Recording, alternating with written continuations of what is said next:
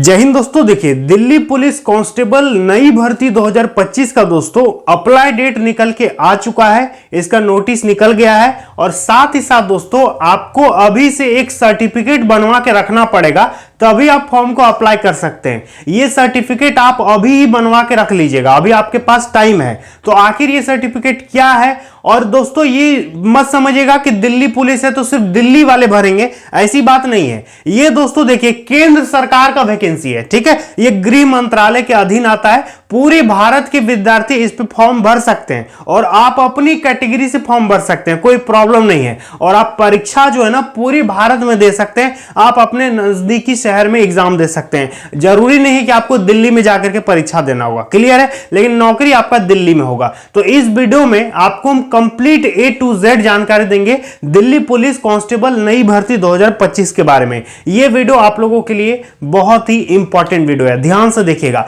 तो देखिए, हम लोग बात कर रहे हैं दिल्ली पुलिस नई भर्ती 2025 के बारे में। सबसे पहले देखिए, ये विभाग जो है दोस्तों ये केंद्र सरकार का विभाग है, ठीक है।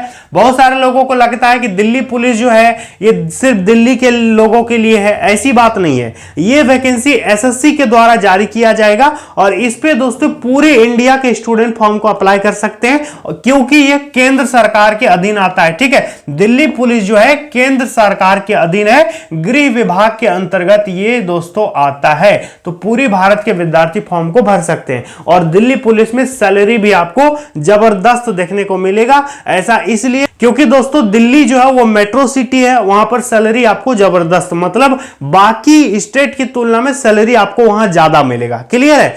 देखिए, यदि बात करेंगे दोस्तों कि कहां का बच्चा भरेगा, तो ये समझना बहुत जरूरी है। ऑल इंडिया का बच्चा भर सकता है, महिलाएं भी भर सकती हैं, पुरुष भी भर सकते हैं, ठीक है। सभी लोग यहां पर फॉर्म को डाल सकते हैं, कोई प्रॉब्लम नहीं है। योग्यता का बात करेंगे तो इस पे 12वीं पास होना जरूरी है। आर्ट्स भी भरेगा, साइंस भी भरेगा और कॉमर्स भी भर सकता है। लेकिन दोस्तों एक सर्टिफिकेट चाहिए जो कि हम वीडियो के बीच में आपको बताएंगे, इसको समझ लीजिएगा। तो देखिए, आप इंटर पास है तो आप फॉर्म को भर पाएंगे। और हाँ दोस्तों, जो मतलब ऐसे विद्यार्थी है जिनके पिताजी माताजी, मतलब यदि आपके फैमिली मेंबर पहले से दिल्ली पुलिस में काम कर रहे हैं, आप यदि उनके पुत्र हैं या पुत्री हैं, तो दोस्तों आप 11th पास हैं फिर भी फॉर्म को भर सकते हैं। मतलब जो पुलिस में पहले से काम कर रहे हैं उनके बच्चे यदि भरेंगे तो 11th पास हैं फिर भी वो अप्लाई कर सकते हैं। और जो आम आदमी है उनके लिए 12th पास होना जरूरी है, क्लियर है।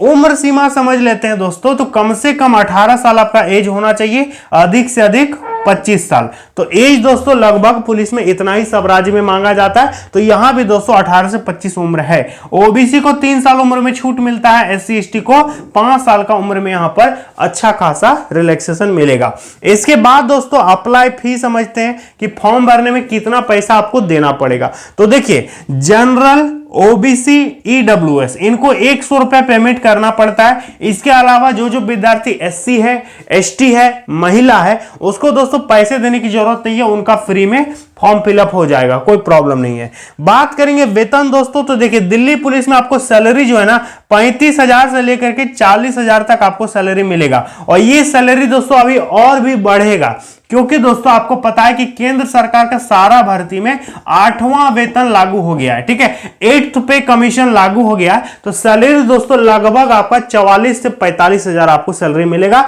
प्लस में आपका टीए, डीए, एचआरए, जितना भी तरह का महंगाई भत्ता, यात्रा भत्ता, ये सब दोस्तों अलग से मिलेगा, क्लियर है। तो सैलरी जबरदस्त है, क्योंकि दोस्तों दिल्ली में रहना खर्चीला शहर है, महंगाई ज्यादा है। तो दोस्तों यहां पर सैलरी आपको जबरदस्त मिलेगा।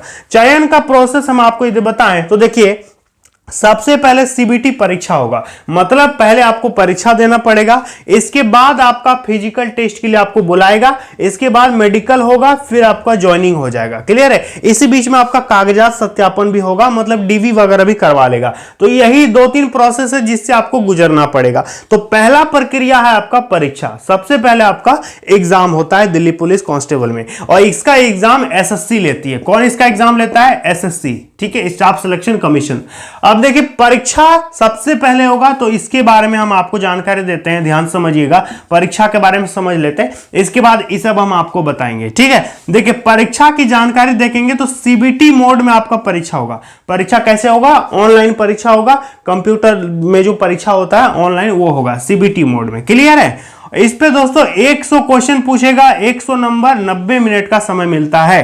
100 क्वेश्चन 100 मार्क्स, 1.5 घंटा टाइम, मतलब 90 मिनट का आपको टाइम मिलेगा। देखिए इसमें सबसे ज्यादा वेटेज है GK plus current affairs, total 50 question इसी से पूछेगा। जीके और करंट अफेयर्स से 50 क्वेश्चन, इसके अलावा रीजनिंग पूछेगा। देखिए रीजनिंग से 25 क्वेश्चन पूछेगा। इसके अलावा आपका मैथमेटिक्स रहेगा, इससे पूछेगा 25 क्वेश्चन, जिसको बोलते हैं न्यूमेरिकल एबिलिटी। इसके बाद आपका कंप्यूटर से सवाल पूछेगा 10 क्वेश्चन, क्योंकि दोस्तों आपको पता है कि आजकल जो है पुलिस विभाग भी मॉडर्न हो चुका है, नई नई टेक्नोलॉजी के हिसाब से काम होता है। तो मतलब कांस्टेबल रैंक से लेकर के जितने भी हाई लेवल तक की पुलिस होती है, सभी को दोस्तों कंप्यूटर का नॉलेज, सोशल मीडिया का नॉलेज, इंटरनेट का नॉलेज, गूगल, जीमेल, ये सब पता तो होना ही चाहिए नॉर्मल ना, क्योंकि आज के टाइम पे यदि आप टेक्नोलॉजी को यदि अडॉप्ट नहीं करते हैं तो आप पीछे रह जाएंगे। इसलिए दोस्तों धीरे धीरे आप सिलेबस में देखोगे तो कंप्यूटर से भी सवाल पूछ रहा है आजकल 10 क्वेश्चन। क्लियर है?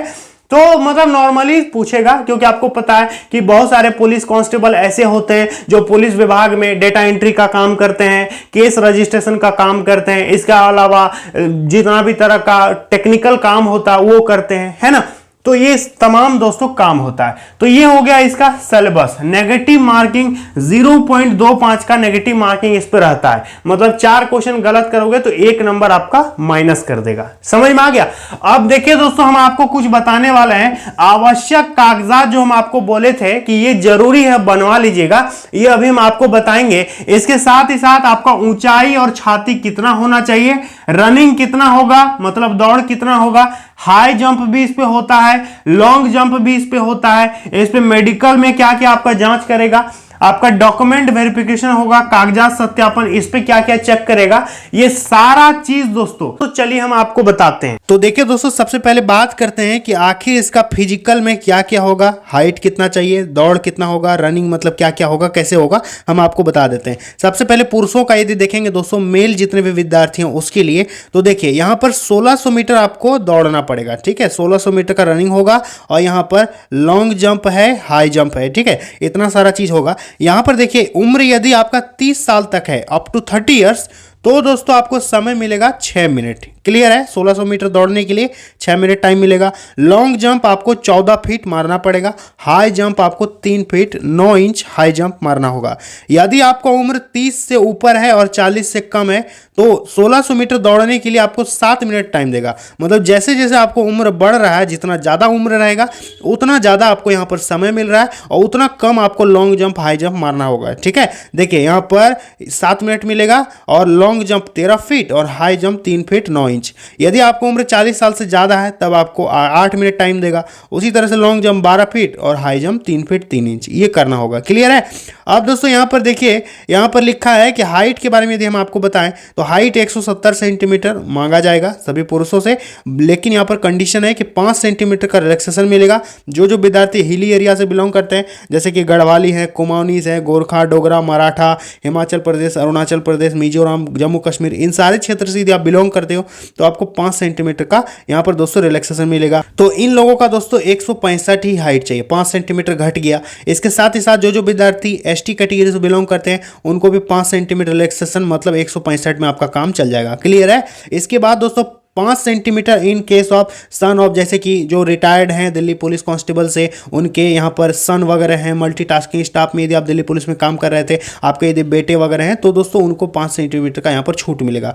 चेस्ट का बात करेंगे तो देखिए 81 सेंटीमीटर कम से कम आपका चेस्ट होना चाहिए। यहाँ पर लिखा है कि 4 सेंटीमीटर आपको एक्सपेंशन मतलब फुलाना पड़ेगा, 81 से 85 आपका चेस्ट जरूरी है। और यहाँ पर दोस्तों 5 सेंटीमीटर छूट मिलेगा जो जो पहाड़ी क्षेत्र से बिलोंग करते हैं, 5 सेंटीमीटर छूट मिलेगा जो जो एसटी विद्यार्थी हैं, और 5 सेंटीमीटर एक्स सर्विसमैन के सन वगैरह को यहां पर छूट मिलेगा। क्लियर है? यदि दोस्तों महिलाओं का बात करेंगे तो महिलाओं का भी सेम इसी तरह है। इनको दोस्तों 1600 मीटर दौड़ने के लिए देखिए 8 मिनट का समय मिल रहा है। 30 साल से कम वालों को 30 से 40 साल उम्र है तो 9 मिनट मिलेगा, और 40 साल से उम्र ज़्यादा है तो आपको यहाँ पर 10 मिनट का टाइम मिलेगा। यहाँ पर देख सकते हैं लॉन्ग जंप इनको 10 फीट मारना पड़ेगा 30 साल से कम वालों को, 30 से 40 वालों को 9 फीट मारना होगा, और 40 से ऊपर वालों को 8 फीट मारना होगा। हाई जंप का यदि बात करेंगे तो 3 फीट, 2 फीट 9 इंच और 2 फीट 6 इंच। यहाँ पर उम्र के हिसाब से आप यहाँ पर देख सकते हैं। क्लियर है, तो ये समझ में आ गया।